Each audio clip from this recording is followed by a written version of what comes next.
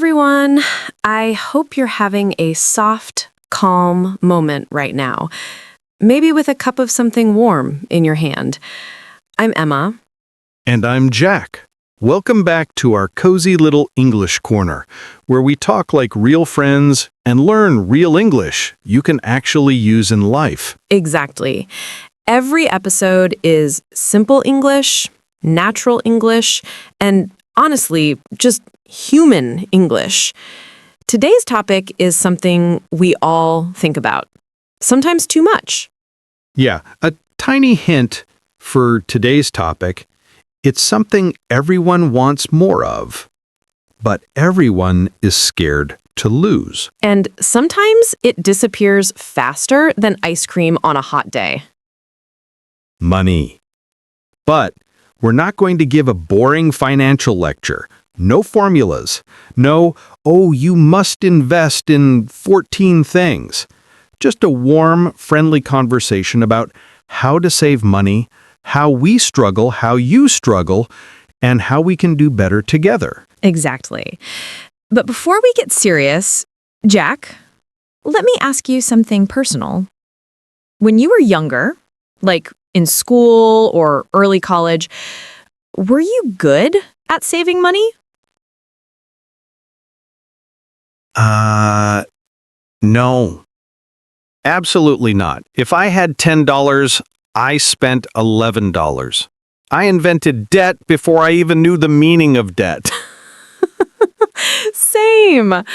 When I got pocket money, I used to spend it immediately on snacks. I was a snack millionaire for about 10 minutes. You know, I think no one teaches us how to save. We learn how to solve math problems, how to write essays, but not how to control spending. Exactly. And saving money isn't just about discipline, it's emotional. Sometimes we spend when we're sad, sometimes when we're bored. Sometimes we just want to feel alive for a moment. Yes, retail therapy is real.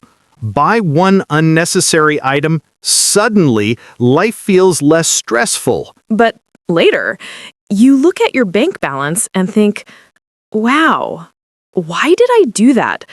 Was I possessed? So, today's talk is like therapy. We're going to break down why saving is hard, what habits help, and how to make it feel easier, not painful. So, Jack, what's the first thing that helped you personally save a little more money? Honestly, tracking my spending, but not in a complicated app. Just, in my phone notes. Oh, I do that too.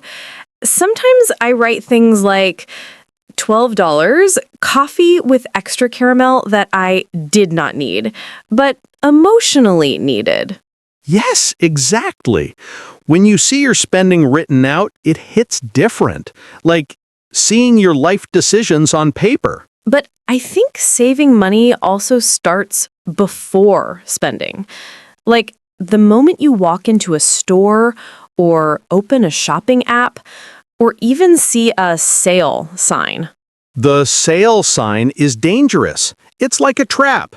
It says 70% off, but actually means you never planned to buy this, but now you will. I know. Sometimes I say, I saved $20, but actually I spent $30. The math is emotional math. You know, Jack, saving money is not just about numbers. It's about peace. When you have even a little bit saved, your mind feels lighter. You sleep better. You feel more secure. Absolutely. Having a small emergency fund, even a tiny one, feels like giving yourself a warm hug.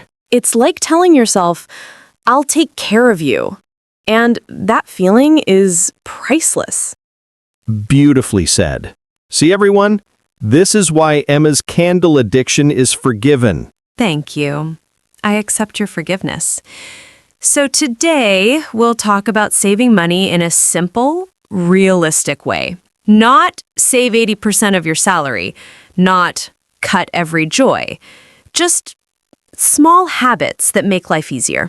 Things like planning small budgets, avoiding emotional buying, creating tiny savings challenges, cooking instead of ordering, and understanding your own spending triggers. And we'll talk about our own funny spending mistakes too, because learning should feel human. All right, take a breath, get comfortable, maybe grab water or tea, because now we're going to slowly move into the real details of how to save money in a way that feels good, not stressful. Okay, now let's really get into it. We talked about little weekend stories, tea, shopping temptations, normal life. Now let's talk properly about saving money, but in a friendly, real-life way. Not stressful, not heavy, just natural. Exactly, because you and I, we're normal people. We're not financial experts wearing suits. We're just Emma and Jack, two humans trying to figure out life one cup of tea at a time. Yes, and I think that's why this topic is so important. Everyone struggles with money sometimes. Everyone thinks, okay, I need to save, but how? So today we'll talk about small, simple habits, the kind you can actually do. Right, the kind that don't make you feel like you need to live in a cave and eat only bread. Yes, we're not here to take away your happiness. We're here to help you save smartly, not sadly. Jack, do you remember when I started writing down my daily spending? Oh, I remember. Your notebook looked like a diary of someone who was trying to be financially responsible, but also emotionally dramatic. Hey, I was not dramatic. Emma, you wrote, "Bought coffee again. I am weak." Okay, fine. Yes, maybe a little dramatic. But honestly, it helped me. Just writing what I spent made me more aware. And that's the point. If you don't know where your money goes everywhere. Exactly. So even if you write it in a silly way or use emojis or draw little stars, it's still saving you. So, habit number 1. Track your spending in your own style. This one changed my life. This one changed my money. Okay, so the 24-hour rule is simple. If you want to buy something that is not important, wait 24 hours. And usually, after 24 hours, you don't want it anymore. It's magical. It's like the brain wakes up and says, oh, wait, I don't need another pink water bottle. Yeah, Emma has 7 already. Hey, they're cute. Yes, but you don't need an entire museum of water bottles. Okay, fine. But seriously, this habit saves money without feeling painful. I love this one because it feels like a game. Yes, it's fun. You choose one area of your life and say, for 7 days, I won't spend money here. Like, no coffee shop for a week. Or no snacks from the supermarket. Or no new clothes. And it actually feels exciting, like a personal challenge. And when you win the challenge, you feel rich. Exactly. You save money and you feel powerful. It's like, yes, I controlled myself today. Before you buy something, ask yourself, 1, do I really need it? 2, will I use it often? 3, is it worth the price? And if the answer is no, you put it back. You run. You escape. Yes, sometimes saving money is like escaping a trap. Especially when you're hungry. Everything looks tasty. Everything looks important. Everything looks like a necessary life decision. Exactly. Never shop when you're hungry. You'll come home with 12 snacks and one thing you don't remember buying. Jack, you know what helped me the most? Writing 2 lists, wants and needs. Oh yes, that's powerful. Because sometimes we think something is a need, but actually it's just a want wearing a disguise. a want in a fake mustache. Exactly. Like, I need new shoes. No, you don't, Emma. You just want cute shoes. But sometimes wants are okay. Just not every day. Yes, balance is the key. Here's something simple. Set a small saving goal for each month. Like $20 or $50 or even $10. People think saving has to be big. It doesn't. Yes, even small savings create a beautiful habit. And when you hit your small goal, You celebrate. Not by spending the money, but maybe by doing something nice at home. yes, like a movie night or a warm bath or a cozy evening with tea. I choose the tea. Cooking at home is one of the biggest money savers. And one of the hardest for busy people. True, but if you make it fun, play music, try new recipes, cook with a friend, It becomes enjoyable. and you save a lot of money compared to eating out. Plus, you know what's in your food, not mysterious ingredients. True. Homemade food equals healthy plus cheap plus cozy. This one is simple but powerful. Create a small place, like a jar or a separate account, and call it Don't Touch.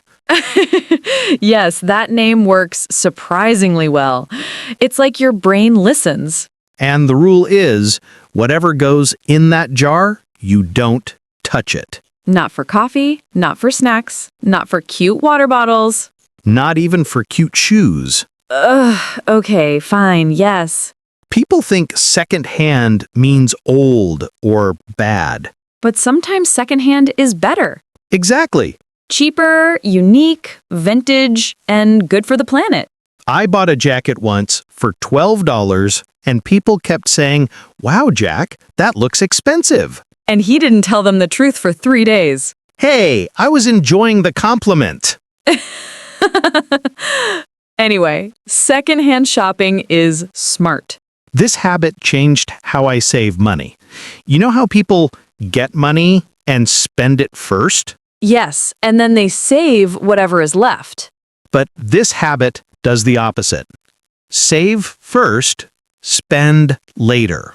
Even if it's a small amount, saving first tells your brain this is important. And your brain listens. Most of the time. I know saving money can feel stressful sometimes. Life is expensive, things happen, we get tired, we want comfort. Yeah. But learning how to save money gives you peace. You feel safer, more confident, more in control. Exactly. Even small habits can change your life in the long run. And we're here with you, one cozy conversation at a time. So, these were simple habits, but they can truly help you save money without feeling unhappy. Okay, so we talked about saving money with small daily habits, making lists, avoiding impulse buying, cooking at home, and even that funny Emma's shoe rule you made fun of. Hey, I didn't make fun of it. I just said you have a very emotional connection with shoes. Yes, okay, I do. But at least now I'm learning to save money. And honestly, saving money is not only about money. It's also about feeling calm, in control, less stressed. Exactly. When you save money, even a little bit, you feel proud. Like, wow, I can do this. And that confidence helps in other parts of life too. And it gives you freedom. Freedom to travel, freedom to help someone, freedom to buy something important without stress. And freedom to buy shoes. Jack! Okay, I'll stop. Laughing. Before we close today's talk, let me give a small reminder. You don't need to save big money. You don't need to change your whole life in one day.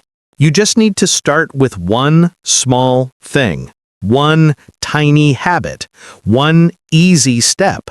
For example, save $1 a day. Make a simple weekly budget.